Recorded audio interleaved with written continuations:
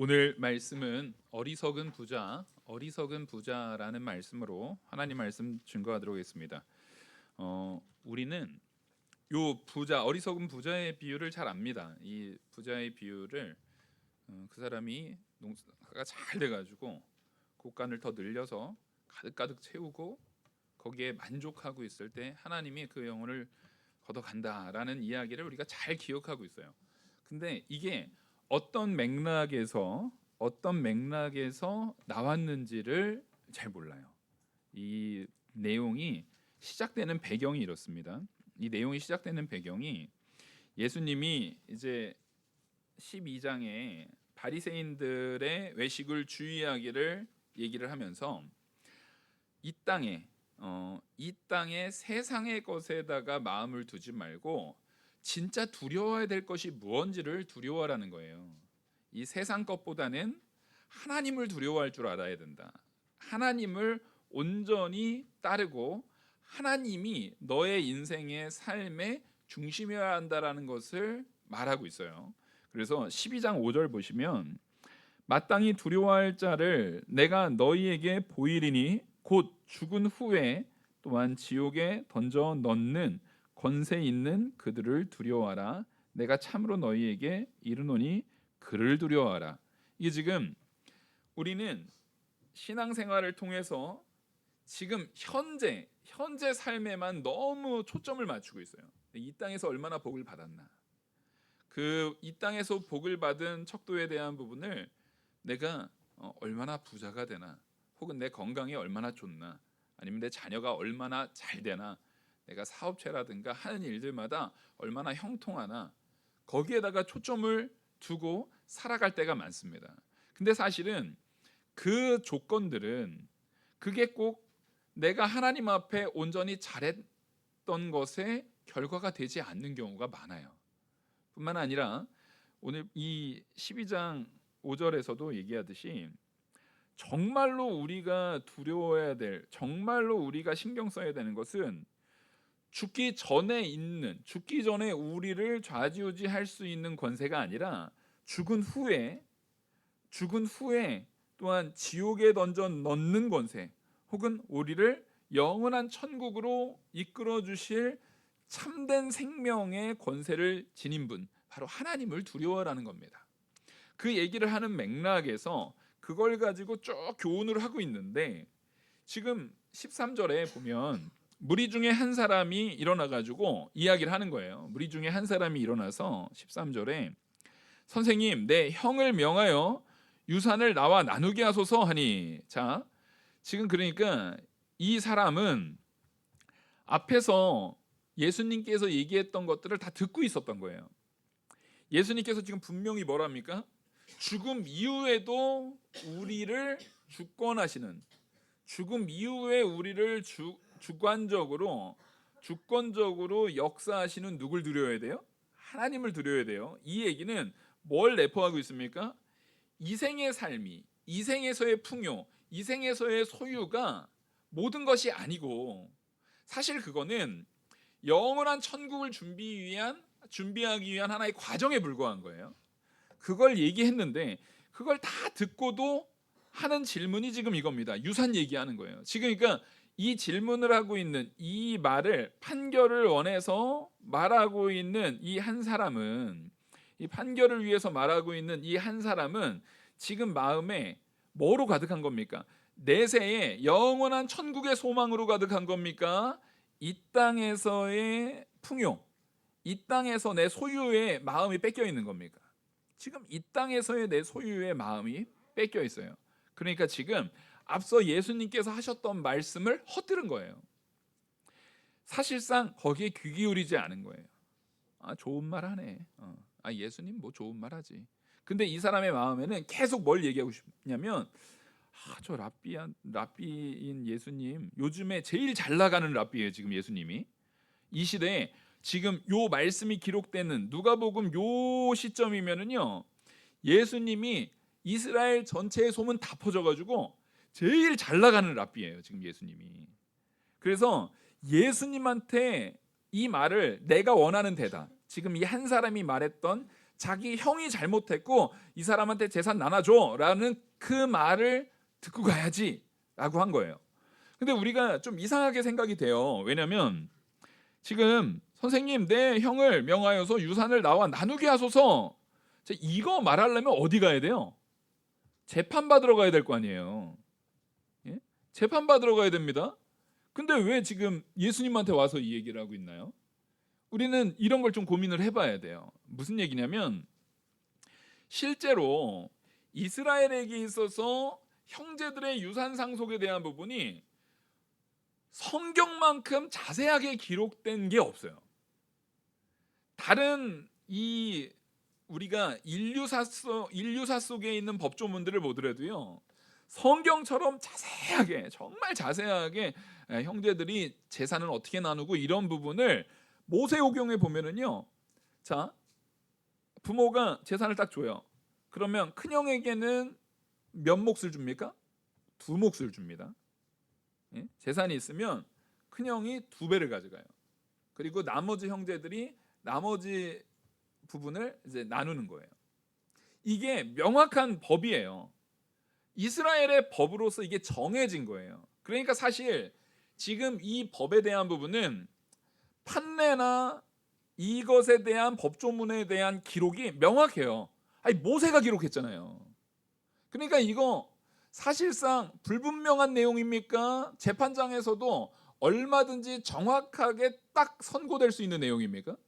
네, 재판장에서요 의심의 여지 없이 무슨 이게 뭐 유권 해석이 어때, 이게 뭐 내용이 어때, 이런 걸 고민할 필요가 없이 명확하게 해석이 딱 나올 내용이에요.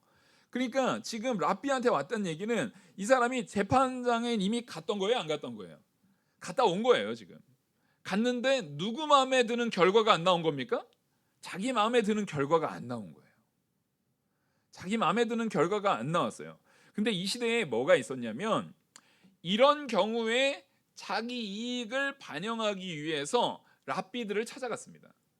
왜냐하면 실제로 이때 당시에 하나님의 말씀보다 바리새인들이 만들어 놓은, 모세오경에서, 그래서 예수님께서 바리새인들을 말씀으로 책망하실 때 보면 바리새인들이 하는 말하고 성경에서 말하는 말이 모순되는 경우가 많아요, 안 많아요?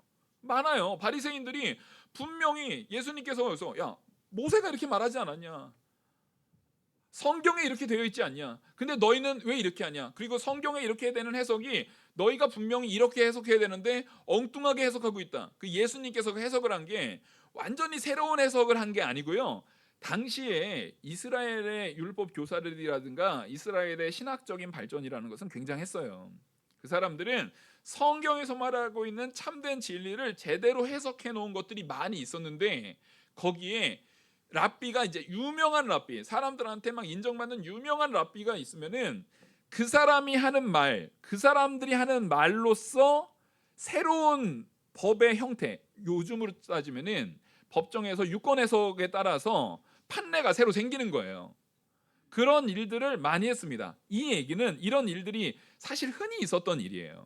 유명한 랍비 찾아가 가지고 판결 딱 바라는, 이 얘기는 랍비 찾아갈 때는 이미 정확하게 법조문으로 되어 있는 것에 대한 불만족, 그것에 대한 내가 나 이대로는 하기 싫어라는 마음이 이미 전제된 겁니까, 안 된 겁니까? 이미 전제된 거예요, 지금. 그러니까 랍비에게 찾아올 때는 사실상 그 마음에 뭐가 스며들어서 나와 있냐면 탐욕이 스며들어서 찾아오는 거예요. 내가 원하는 답을 이 사람한테 듣고 싶은 거예요. 만약에 이 사람은 예수님한테 그 답 못 들으면은 다른 랍비 찾아갈 거예요. 또 자기가 원하는 답. 그리고 실제 당시에 이런 바리새인들, 이런 사람들이 돈을 좋아했기 때문에, 또 재판장들도 돈을 좋아했기 때문에 자기가 원하는 대답을 위해서 뇌물을 써가지고 어그러진 판결, 어그러진 결과이지만 그거를 받기 위해서 자기 탐심을 채우기 위해서 돈을 가지고 사람들을 매수하는 일이 너무 흔했기 때문에 예수님께서 그것에 대해서 굉장히 책망을 하시는 거예요. 그러니까 그 맥락을 우리가 알고 있어야 돼요. 그러니까 이 사람은 지금 이미 마음에 뭘 가지고 예수님을 찾아온 거예요? 이거 형한테 해서 재산 분배 내가 더 많은 이익을 갖고 받기 위한 목적을 가지고 왔기 때문에 앞에서 예수님이 또 마땅히 두려워할 걸 두려워하고 너희에게 보이는 이 죽음 이후의 삶을 바라보면서 그것에 초점을 맞춰야 된다라는 말은 들렸겠습니까? 안 들렸겠습니까? 안 들리는 거죠. 답정너예요. 이미 우리는 답을 정해놨어요. 지금 내가 듣고 싶은 말 다 정해놨어요. 지금 내가 듣고 싶은 말 다 정해놓고서 저 사람 내가 듣고 싶은 말 안 하네. 나는 이 본문에서 이 말이 듣고 싶은데 다른 말 하네 하면은 오늘 말씀 별로였어. 오늘 말씀 은혜 안 돼. 왜 은혜가 안 돼요? 내가 듣고 싶은 말이 아니었거든요. 그게 지금 내가 원하는 대답이 아니에요. 근데 하나님께서 우리에게 하고자 하는 말씀은 뭐냐면 그 말에 있는 게 아니에요. 여러분, 성경이 우리에게 추구하게 하고자 하는 바는 그건 내가 동의하는 얘기야. 기분 좋아. 내가 동의 못하는 얘기 기분 나빠가 아니라 하나님의 말씀의 진짜 의의는 뭐냐면 그 말씀이 따라하겠습니다. 나를 변화시키느냐. 자, 말씀이 변화시키려고 하면 그 말씀에 의해서 내가 잘못된 것이 드러나야 돼요? 안 드러나야 돼요? 드러나야 돼요. 성경 말씀은요 항상 우리를 변화시키는 역사로 이끄십니다. 말씀을 통해서 내가 변화되기를 요구하시는 거예요. 그래서 말씀은 애석하게도 너 잘 될 거야, 복 받을 거야, 좋을 거야 라는 말보다 죄에 대한 책망의 말씀이 훨씬 많아요. 압도적으로 많아요. 비교도 안 되게 많아요. 왜냐하면 성경의 목적은 우리의 죄가 드러나고 그 죄가 드러난 것을 통해서 우리가 변화되기를 요구하시는 말씀이거든요. 그게 주된 목적이에요. 그러다 보니까 당연히 책망의 말씀이 많아요. 책망의 말씀이 많다는 얘기가 우리 피곤하게 만들고 우리를 괴롭게 만들려는 게 아니라 그만큼 우리가 변화돼야 될 요소들이 많다라는 겁니다. 근데 그 변화에 대한 요소를 받아들이기 위해서는 먼저 마음에 뭐가 준비되어야 되냐면 이 말씀을 주신 이가 하나님이심을 인정해야 돼요. 하나님께서 내게 가장 좋은 말씀으로 주실 거라는 것을 인정하고 받아야 되는데 그것을 가로막는 게 뭡니까? 지금 이 사람, 그 무리 중에 한 사람, 이 유산 상속 문제 가지고 상소하려고 나온 이 사람처럼 머릿속에 이미 뭘 정하는 거예요? 답을 정해놔버린 거예요. 답을 정해놓고 왔어요. 그랬더니 14절에 예수님이 이렇게 말씀하십니다. 이르시되 이 사람아 누가 나를 너희의 재판장이나 물건 나누는 자로 세웠느냐 하시고 네가 지금 이거 나한테 물어볼 거 아니다. 내가 너 개인의 탐욕을 위해서 이것을 재판하거나 이 물건을 나누기 위해서 불려진 사람이 아니라 예수님은 지금 뭐 하기 위해서 이 땅에 보내진 사람이에요? 우리의 죄를 깨닫게 하고 우리를 구원하시기 위해서 하나님의 말씀을 온전히 선포하게 하기 위해서 하는 거다라는 것을 이 사람한테 다시 일깨워주는 거예요. 너는 지금 너의 욕심에 따라서 엉뚱한 데 와서 엉뚱한 것을 하고 있다. 그게 이 한 사람을 책망하는 걸까요? 이런 형태의 자기 욕심을 채우기 위해서 랍비들을 다 찾아다녔던 이런 형태의 삶을 살았던 이스라엘 전체를 책망하는 걸까요? 지금 이스라엘 전체를 책망하고 있는 거예요. 오늘날 우리도 책망하고 있는 거예요.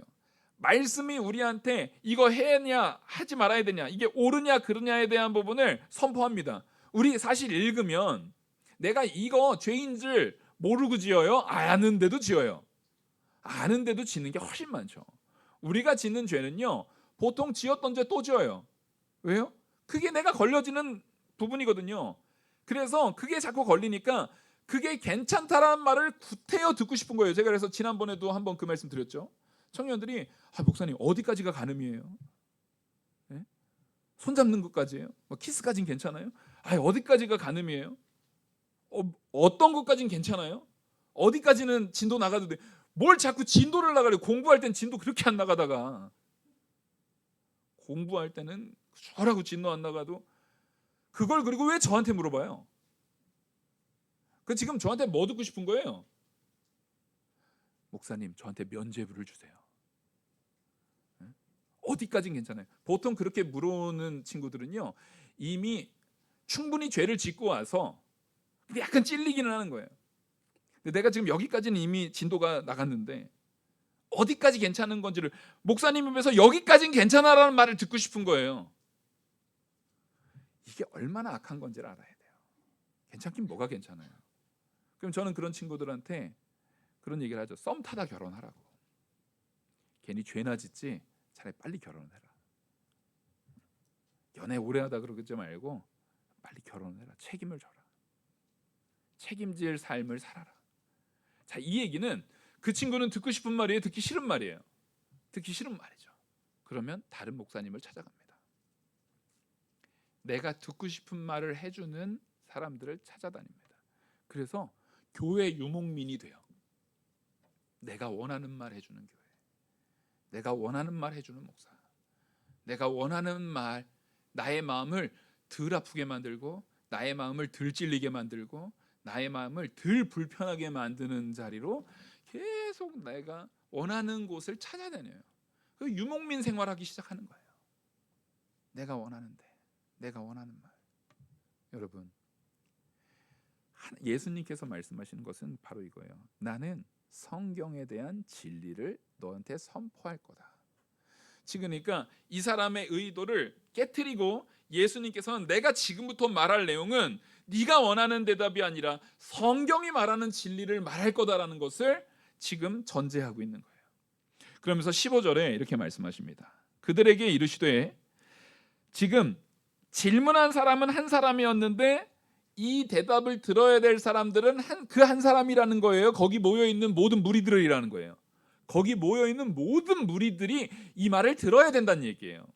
그래서 그 무리들에게 이르는 거예요. 그들에게 이르시되, 삼가 모든 탐심을 물리치라. 사람의 생명이 그 소유에 넉넉한 데 있지 아니하니라 하시고. 지금 뭔 얘기라는 거냐면, 결국 이 사람이, 그리고 너희들이 자꾸만 이런 문제를 법정에서 내리는, 명확하게 법조문이 있는데도 불구하고 찾아다니는 그 목적이 뭐에 근거한 거냐면 탐심에 근거한 거다라고 말하고 있는 거예요. 지금 너희는 탐심 때문에 그러고 다니는 거다. 그 탐심은 뭐에 대한, 여기서는 명확하게 탐심이 뭐 이성에 대한 탐심일 수도 있고 권력에 대한 탐심일 수도 있고 여러 가지 탐심이 있는데, 그 중에서 가장 근본적이고 원초적인 재물에 대한 탐심, 소유에 대한 탐심에 대한 부분을 말하고 있어요. 왜냐면은요, 실제 탐심 중에서요, 제일 수준 낮은 거 1단계가 탐심, 1단계 탐심이 재물이에요. 왜냐하면 우리가 재물이 많았으면 좋겠어요. 재물이 많은 걸 가지고 그 재물 가지고 뭐 하려고요?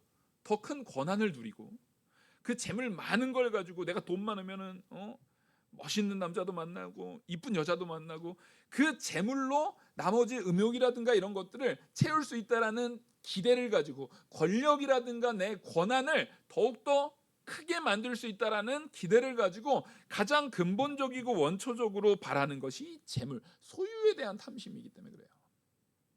그 탐심 때문에 너희들이 지금 이런 행위, 이런 악한 행위를 하고 있는데, 너희는 소유에 넉넉한 것에 사람의 생명의 문제가 달려있지 않음을 깨달아야 된다라고 말하는 거예요. 근데 이 말이 사실 어렵죠. 어려워서 우리에게 해주신 비유가, 이 말을 잘 이해하게 하려고 해주신 비유가 어리석은 부자의 비유예요. 그러니까 우리는 어리석은 부자의 비유가 어떤 맥락에서 나왔는지를 알아야 그 참된 의미를 제대로 깨달을 수가 있어요. 그러니까 여기선 지금 뭐냐면 부자에 대한 것을 규정하는데, 부자에 대한 이야기를 하는데, 자, 성경에서는 부자가 부정적으로 묘사됩니까? 긍정적으로 묘사됩니까? 자, 여러분들 거의 대부분 다 부정적이라고 했어요. 예? 거의 다 부정적이라고 했어요. 욥은요? 아브라함 가난했어요? 이삭 가난했습니까? 야곱 가난했습니까? 다윗 가난했어요? 성경에 하나님께서 칭찬하고 위대하게 세우신 인물, 그 인물들의 끝을 특히 구약 시대에 보면요, 거의 대부분 그래요. 하나님께서 말씀을 순종을 잘해가지고 하나님께서 그에게 복을 준 사람은 거의 마지막이 부자로 끝나요? 가난하게 끝나요? 부자로 끝나요. 그럼 다시 물을게요. 성경은 부자를 긍정적으로 평가합니까? 부정적으로 평가합니까? 왜 이렇게 단편적이시면 어떡해? 지금 부정적으로 말하고 있잖아요. 오늘 본문이. 성경은 부에 대해서 부정적으로도 긍정적으로도 말하지 않아요. 성경이 말하는 부의 가치를 우리가 자꾸만 누구의 기준으로 규정해 버리니까 그런 거예요? 내 기준으로 규정해 버리니까 그런 거예요. 부유함, 소유가 많고 적음은 그게 악의 내용이 아니에요. 그 사람이 소유가 많다고 악이거나 소유가 없다고 뭐 그런 게 아니에요. 그러니까 부에 대한 가치를요, 우리는 잘못 이해하고 있어요. 오히려 성경은요, 부에 대해서 긍정적으로도 말하고 부정적으로도 그 의미를 말해요. 아까 말했듯이 그런 아브라함, 이삭, 야곱, 다윗 막 이런 사람들, 욥 이런 사람들 보면 하나님 말씀 앞에 순종했을 때 얼마나 부로 채워져요. 보아스 같은 사람들 얼마나 훌륭한 부를 사람들한테 나눔까지 실천하면서 보여주는 이 좋은 전례를 다 보여주잖아요. 근데 그래서 성경에서 말하는 결정적인 부의 가치는, 우리 1번 같이 한번 읽어보겠습니다. 시작. 성경에서 부자를 규정할 때 긍정적 의미의 부자와 부정적 의미의 부자가 나오는데, 그것을 가르는 결정적인 차이는 내게 주어진 모든 것들이 하나님 것이다 라고 믿느냐 내 것이다 라고 믿느냐로 결정된다. 성경은 지금 이걸 말하고 싶은 거예요. 네가 지금 부하냐? 자, 욥이 대표적인 인물이에요. 욥은요, 자기가 가진 모든 재물을 가지고 누구의 영광을 위해서 씁니까? 하나님의 영광을 위해서 써요. 다윗도 아주 대표적이죠. 다윗을 보면은요, 몇 번 죄 지을 때 빼고는 다윗이 전쟁의 전리품으로 엄청난 재물을 축적하거든요. 근데 그 축적의 목적이 뭐예요? 나중에 성전 지으려고 축적해요. 그러니까 본인은 거의 쓰지도 않아요. 그거 보면은 재물 가지고 흥청망청 쓴 건 솔로몬 때 썼지, 다윗은요 그거 많이 쓰지도 않아요. 온전히 마음이 뭐에 가 있냐면, 이거 가지고 내가, 다윗이 뭘 슬퍼하냐면 다윗성을 지었어요. 그 자기가 지으려고 한 것도 아니고 왕이니까 성이 지어져요. 근데 나는 이런 좋은 집에서 거하는데 하나님의 집이 아직도 저기 성막에 이렇게 있는 게 너무 가슴 아픈 거예요.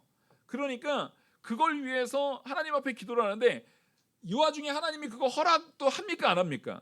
허락도 안 해요. 그럼 우리 같으면 에이 빈정상해, 에이 안 해, 에이 하나님 뭐 허락도 안 했는데, 하나님이 허락 안 했으니까 나 그냥 내가 있는 돈 가지고 내가 쓰지 뭐 라고 할 법도 한데, 이 다윗은요 하나님의 허락하지 않으심까지도 온전히 받아들이고 자기가 가진 모든 것의 진짜 주인이 누구인지를 바로 깨닫는 삶을 살아요. 그러니까 지금 욥도 그렇고 다윗도 그렇고 내가 가진 것들이 내 거라고 생각하는 거예요? 하나님 거라고 생각하는 거예요? 하나님 거라고 생각하는 거예요. 하나님 거로부터 주어진 거라고 생각하는 거예요. 이렇게 하면 우리 건 뭐 어디 있어요? 내 건 어디 있어요? 여기에서 우리가 알아야 되는 게 뭐냐면, 따라했습니다. 우리는 청지기다. 지금 이 청지기의 소명을 가져야 되거든요. 하나님께서 우리한테, 자, 우리가 월급을 받아요. 뭐 11조에 대한 내용이 가장 간단하게 설명할 수 있는 개념이에요. 그러면 정말 내 월급에 대한 부분이 혹은 내 수익에 대한 부분이 하나님께로부터 주어졌다라고 하는 것을 우리가 만약에 믿는다면 우리는 당연히 11조를 할 수 있는 거예요.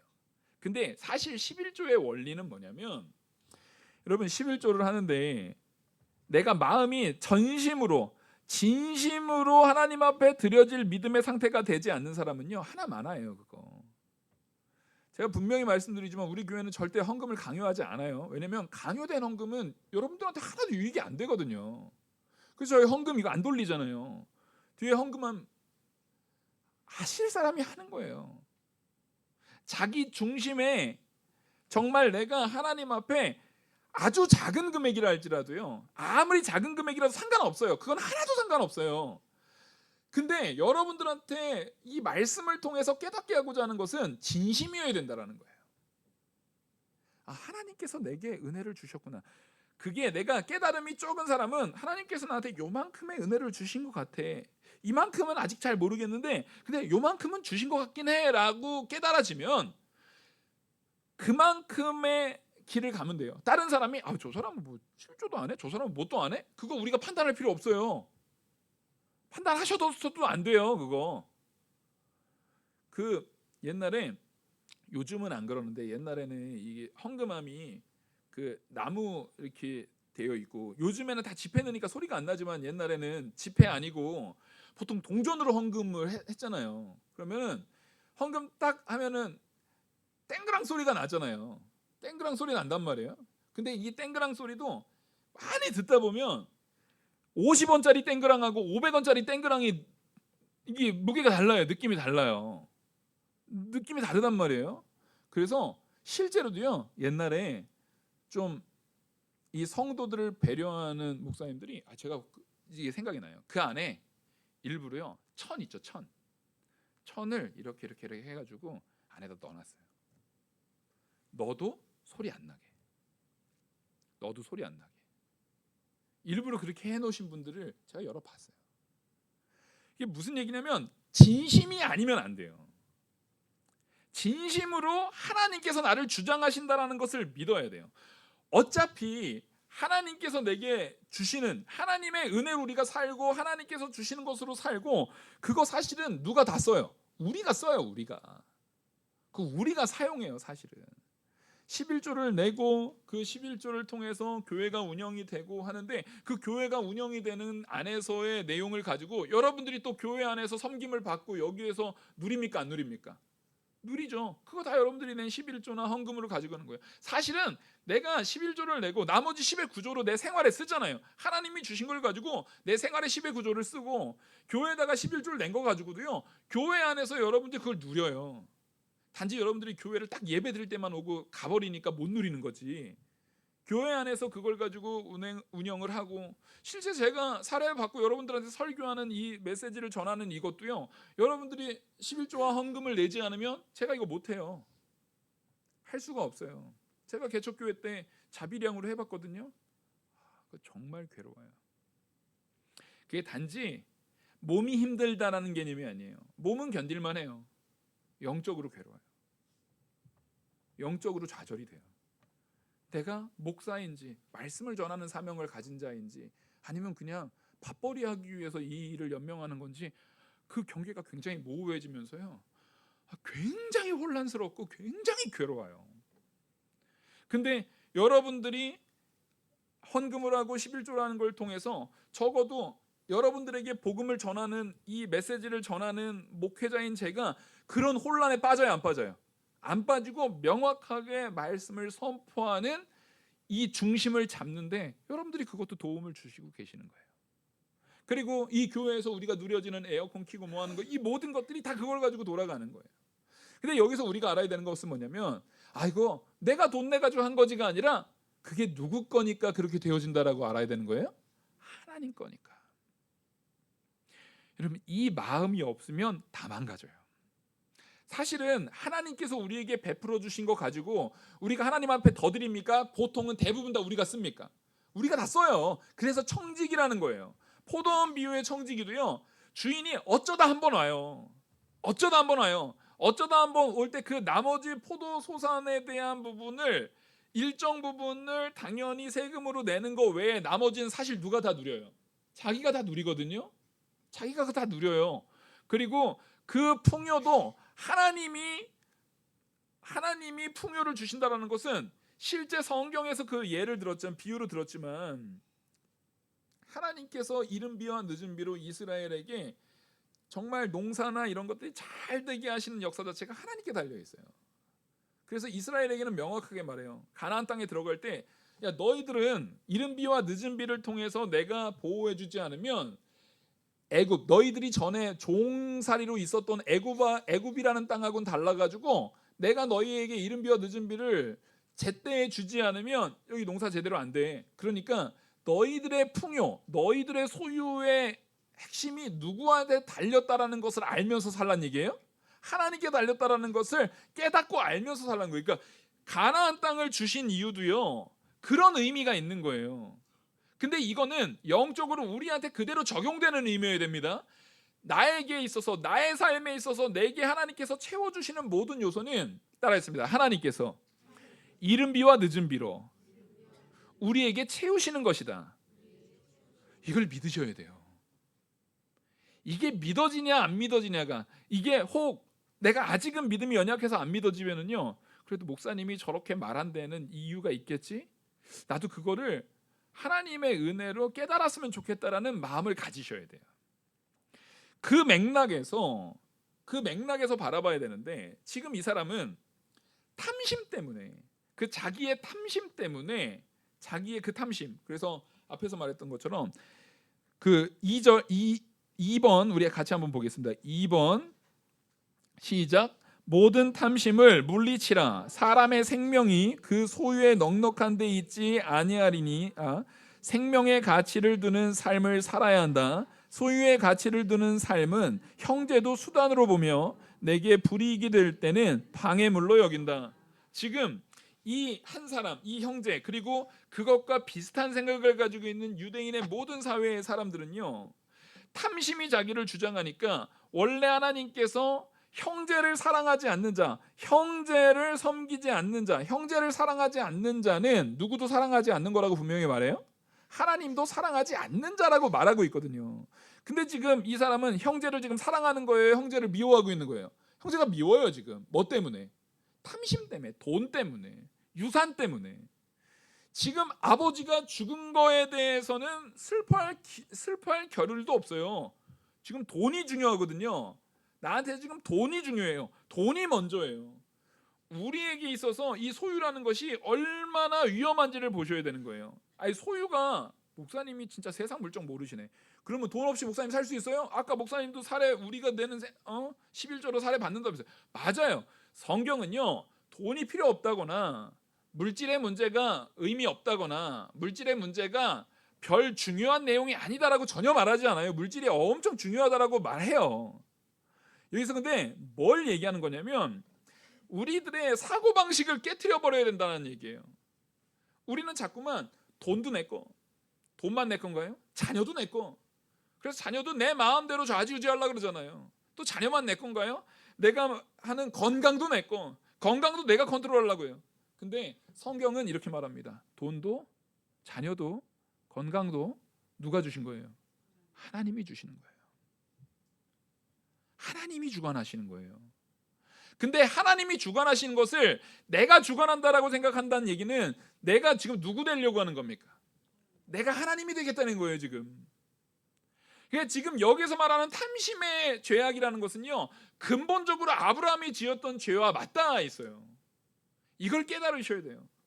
그래서 이 맥락 안에서 이 예를 드는 거예요. 분명히 재판으로 해결될 수 있지만 랍비의 판결을 받는 이유는 그거 내가 안 받아들이겠다는 거예요. 자, 재판에서 말하는 것은 뭐에 근거해서 말할까요? 지금 이 시대만 해도 모세오경에 나온 야, 유산 상속은 장자에게 두목 주고 나머지는 이렇게 주는 거지라고 이미 법조문에 확증돼 있어요. 근데 그 재판을 받아들이지 않았던 얘기는 누구 말씀 안 받겠다는 거예요? 하나님 말씀 안 받겠다는 거예요. 하나님이 그렇게 말했어도 그거 내 마음에 안 들어요. 하나님의 뜻이 그래도 나는 그거 싫다고, 내가 원하는 답을 내놓으라고 말하고 있는 거예요. 이게 지금 자기 스스로 누구보다 높아지려는 겁니까? 하나님보다 높아지려는 거예요. 어리석은 부자라는 것은 바로 이런 어리석음을 얘기하는 거예요. 어리석다라는 단어의 뜻을 규정해야 되는데 3번 제가 그걸 좀 해놨습니다. 3번 같이 읽겠습니다. 시작. 어리석은 자여, 오늘 밤에 내 영혼을 도로 찾으리니 그러면 내 준비한 것이 누구의 것이 되겠느냐. 자, 이게 하나님께서 이 부자는 사실 이 형제들 그리고 이스라엘의 소유에다가 모든 것이 집착되어져 있는 이 사람들을 지칭해서 비판하면서 말하는 건데, 그 어리석은 부자가 자꾸만 내가 이 모든 걸 가지고 다 내가 이제 누린다라고 했지만 하나님이 그 영혼 가져간다는 거예요. 도로 찾아간다는 거예요. 그 밑에 한번 읽어보겠습니다. 첫 번째 줄 시작. 성경이 말하는 어리석은 자는 하나님과 다른 사람을 사랑하여 살지 않고 오직 자기만을 위하여 사는 자를 말한다. 우리 시편 14편 1절 같이 한번 읽겠습니다. 우리 14편 1절 같이 한번 읽겠습니다. 시작. 어리석은 자는 그의 마음에 이르기를 하나님이 없다 하는도다. 그들은 부패하고 그의 행실이 가증하니 선을 행하는 자가 없도다. 아멘. 자, 여기서 잘 보세요. 하나님이 없다 한다라는 것과 뒤에 내용을 잘 보셔야 돼요. 그들은 부패하고 그 행실이 가증하니 선을 행하는 자가 없다. 선을 안 행해요. 선이 뭔데요? 하나님께서 말한 선은요, 이웃을 사랑하라는 거예요. 너희들이 이웃을 사랑해야, 이웃을 섬겨야, 이웃을 돕는 일. 정말 보아스를 떠올리시면 돼요. 보아스는 부자였죠. 근데 보아스는 부자였는데 보아스가 자기의 수확물을 가지고 다른 사람 돕는 일에 인색한 적이 있어요, 없어요? 없어요. 열심히 도와요. 농사지어서 추수해서 얻은 그 많은 것들을 귀퉁이는 내비둬요. 왜? 누구의 명령이니까요. 하나님의 명령대로 내비둬요. 그리고 이삭이 떨어진 나락은 줍지 않아요. 누구 명령이니까요. 하나님 명령이니까요. 그리고 이 룻과 관계 속에서 기업 물을 자의 권한을 자기가 받아요. 근데 그 기업 물을 자의 권한을 받았을 때 자기에게 불이익이 되더라도 그게 누구 뜻이니까 기업 물을 자의 역할을 감당해요? 하나님의 뜻이니까 감당해요. 그렇게 하나님이 원하시는 대로 이웃을 돌아보는 일, 그리고 하나님의 명령대로 형제를 돌아보는 일, 기업 물을 자라는 역할은요, 형제를 돌아보는 일이거든요. 내가 손해본다 할지라도 형제를 돌아보는 일, 그리고 이삭을 줍지 않는 거라든가 귀퉁이에 추수를 하지 않는 부분은 이웃을 돌아보는 일이에요. 그 돌아보는 일을 그대로 행했을 때 하나님께서 보아스를요, 그거 안 거둔 것 때문에 더 가난하게 하셨어요? 복을 더 줘서 더 부자가 되게 하셨어요? 예. 근데 보아스의 진짜 의미는, 그래서 보아스 부자 됐대. 우리가 이게 문제예요. 여기에서 멈추니까 나 오늘 설교 시간에 부자 되는 비결 얻었어. 나 이제 섬길 거야. 부자 되려고. 그럼 하나님이 그 부 주겠어요? 중심을 보신다고요. 하나님을 바보 취급하지 마세요. 나 부자 되려고 이렇게 할 거야가 아니라 하나님이 정말 원하시는 뜻대로 그리 아니하실지라도 내가 살아가는 자, 왜냐하면 그렇게 살아갈 때에 하나님께서는 영원한 영생에 이미 나를 참된 영생의 생명이 있는 백성으로 삼으셨기에, 하나님의 은혜에 감사함으로 영원히 우리는 영원한 생명을 이미 소유했기에, 하나님께서 택한 백성을 이미 소유했기에 내가 하나님의 뜻대로 살아갑니다라는 삶을 사는, 바로 욥이나 다윗같이 그렇게 살 때 부는 따라오는 건데, 그리고 경우에 따라서는 그 부가 따라오지 않을 수도 있어요. 누가 허락하지 않으면. 하나님이 허락하지 않은 경우에는요, 따라오지 않을 수 있어요. 근데 그거를 우리는 자꾸만 그것만 추구하는 거예요. 내가 어떻게 하면 부자 될까? 내 소유, 내 거만 생각하니까 누굴 돌아보지 않아요? 이웃을 돌아보지 않아요. 선을 행하지 않아요. 선을 행한다는 것은 명확합니다. 구약시대에 선을 행한다는 것은요, 고아와 과부를 섬기는 거예요. 가난한 자를 돌아보는 거예요. 우리 주변에요, 힘든 사람, 가난한 사람 많습니다. 이런 거예요. 나는 이렇게 많이, 자기의 이제 수익이 있을 거 아니에요? 내 수익이 이렇게 많은데 사람들이 이렇게 생각해요. 나는 이만한 수익을 받을 만한 권한이 있는 사람이고 자기보다 수익이 작은 사람이 있어요.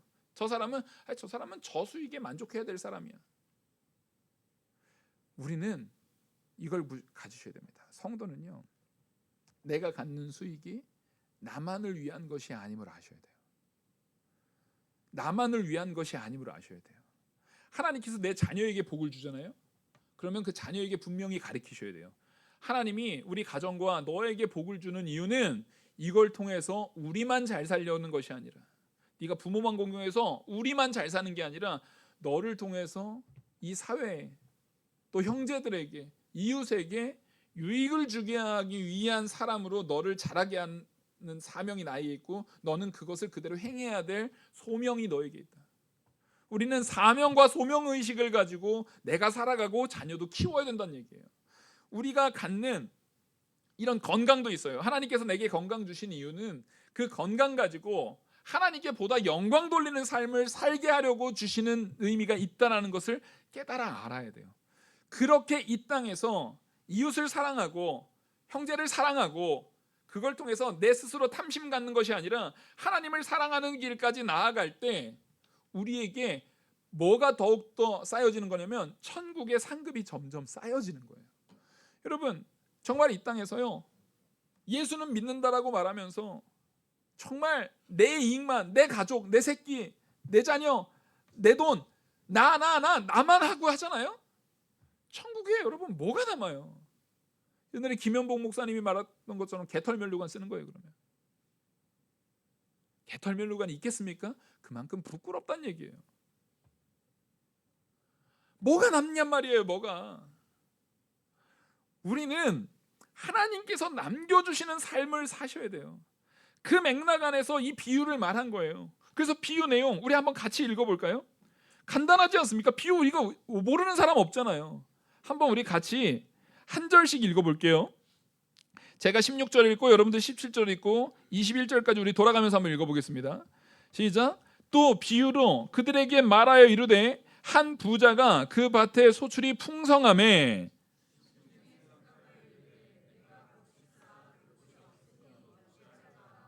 또 이르되 내가 이렇게 하리라. 내 곡간을 헐고 더 크게 짓고 내 모든 곡식과 물건을 거기 쌓아두리라.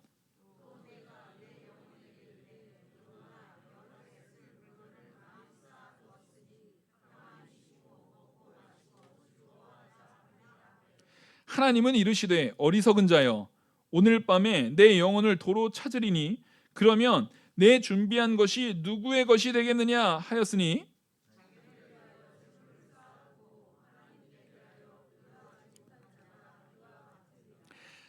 모든 인생의 목표가요, 내 재물 쌓는 데만 있어서 하나님이 명령하신 형제 사랑도 하지 않고 이웃 사랑도 하지 않고 하나님 사랑도 하지 않으면서 나 재물 쌓는 거. 지금 이 사람은 하나님 사랑도 안 했죠. 하나님이 분명히 모세오경에 이 형제의 유산의 법을 명시해 놨어요. 근데 그게 누구 마음에 안 들어요? 동생인 자기 마음에 안 드는 거예요. 그러면 하나님도 나 필요 없어. 하나님하고 다른 말을 하는 랍비를 찾고 있는 거예요. 지금 찾을 수 있는 게 랍비들, 그 권한에 의해서 우리 형이 잘못됐다라는 것을 어떻게든 만들어내기 위한 방편으로 다른 사람을 뭐 하는 거예요? 수단화 시켜버리는 거예요. 결국 그 모든 것의 중심은 누가 있어요? 자기만 있어요. 자기만 있는 거예요. 그러니까 하나님께서 지금 뭐라고 말하는 거냐면 지금 이 사람이 곡식을 추수가 많아졌어요. 그럼 이스라엘 백성들은 다 알아요.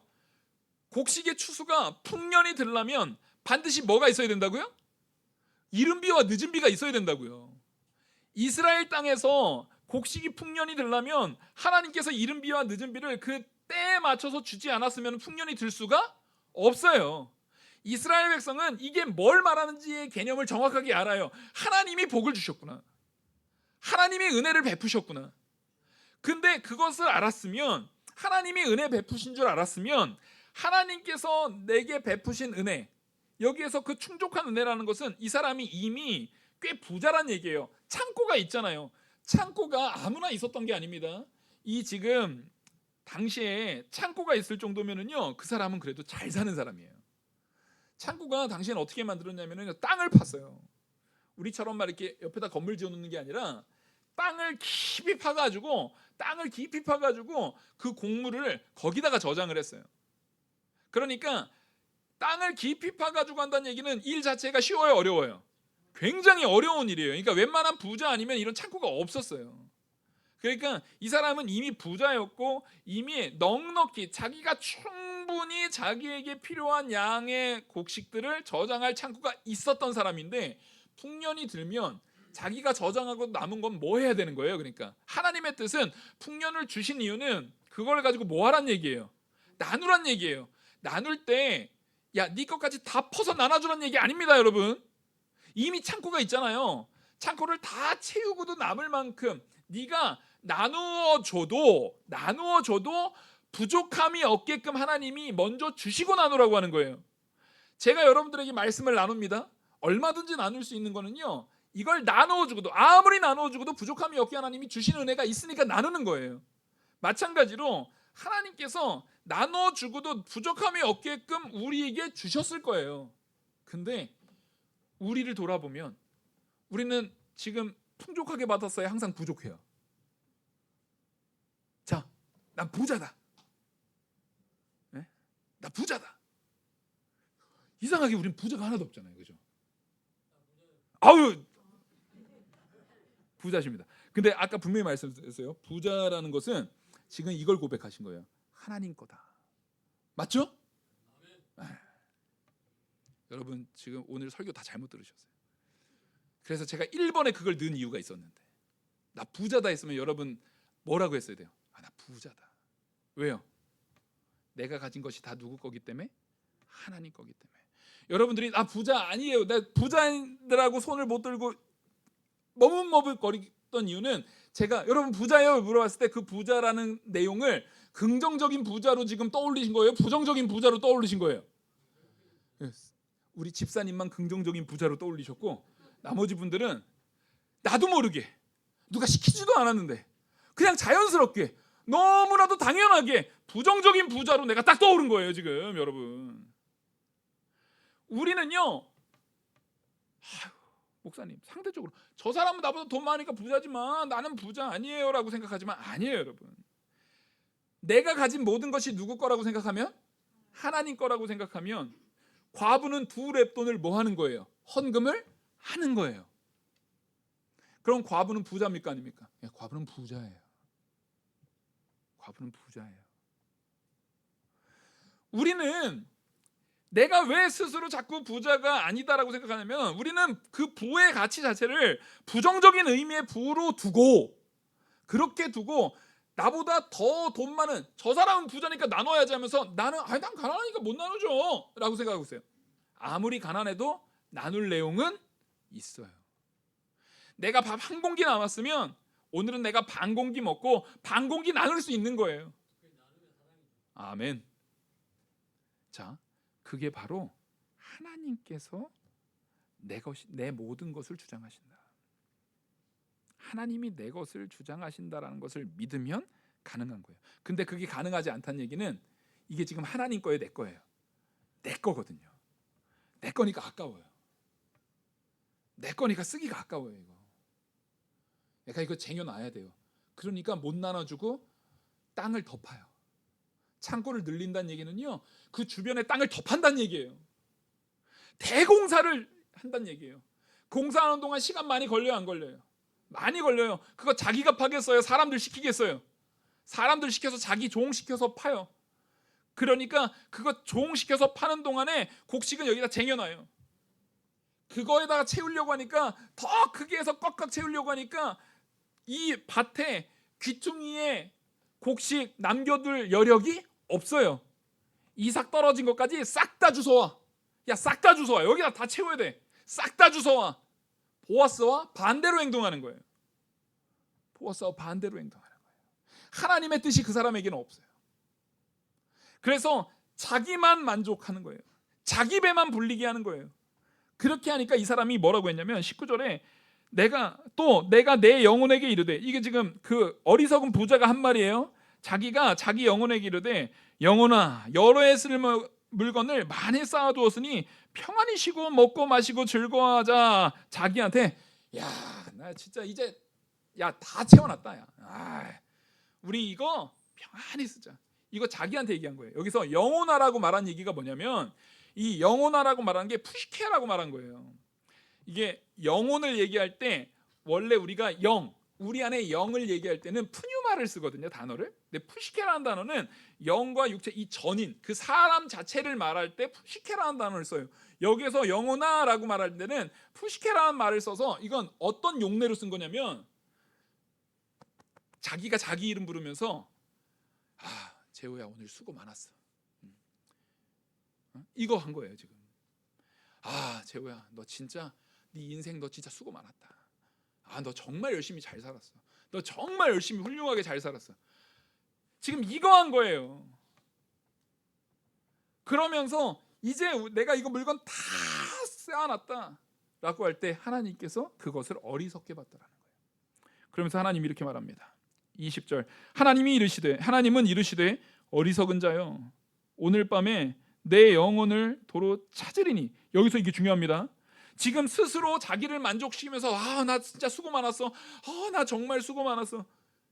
여러분 이게 제가 지금 팔이 좀 짧아가지고 이게 잘 안 돼서 그런데 제가 만약에 자기가 막 이렇게 자기를 막 이렇게 하는데 제가 뒤 돌아보잖아요. 얼마나 이상한데요.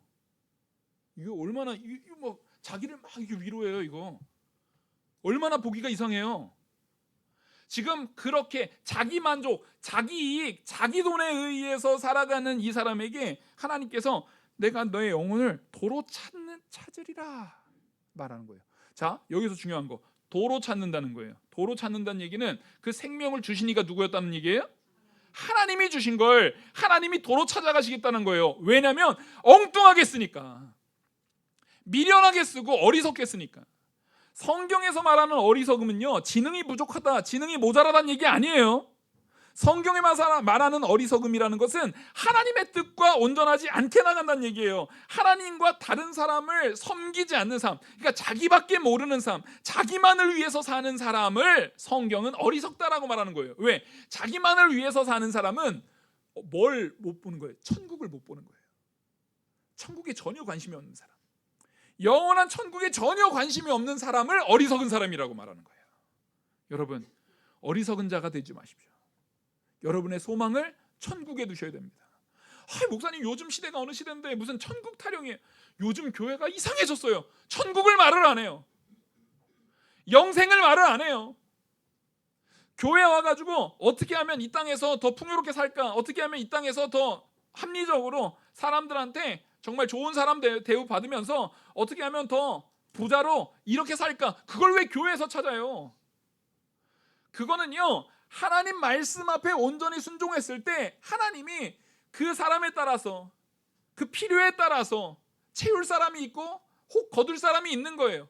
우리는 나한테 채워주시든 나한테 부족하게 이 궁핍함을 주시든 영원한 천국에다가 상급 쌓을 생각으로 천국을 소망하면서 살아가야 되는 사람들인데, 요즘은 교회에서 천국 얘기하면 목사님 뜬구름 소리 한다고.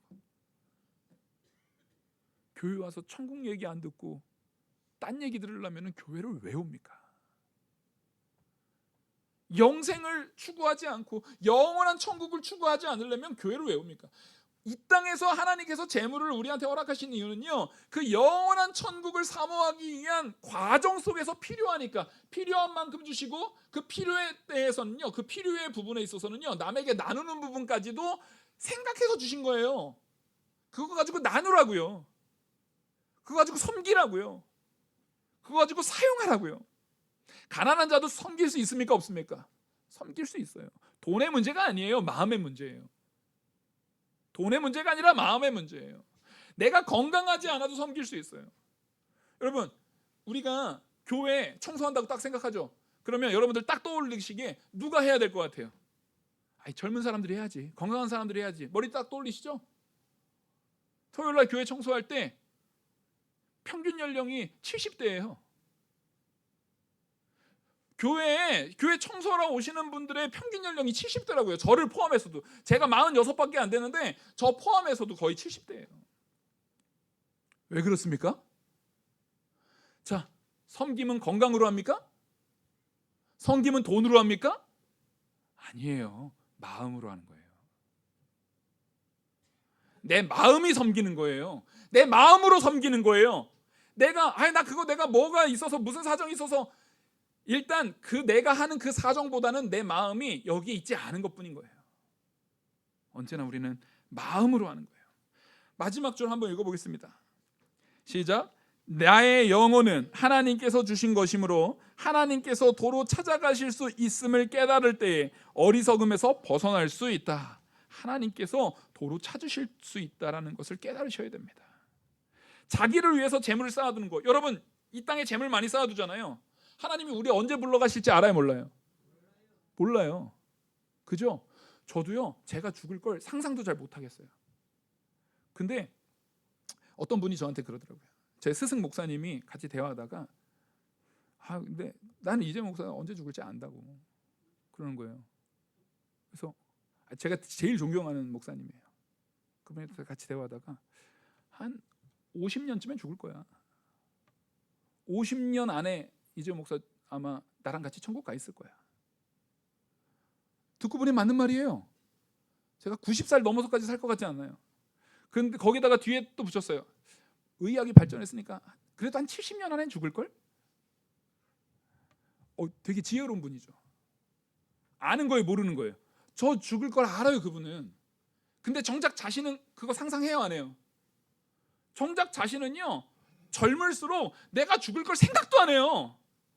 우리 스스로 죽을 걸 생각도 안 해요. 그러니까 죽음 이후의 삶은 하나도 준비 안 해요. 영적으로도 준비 안 하고 현실적으로도 준비 안 하고 아무런 준비가 없이 살아요.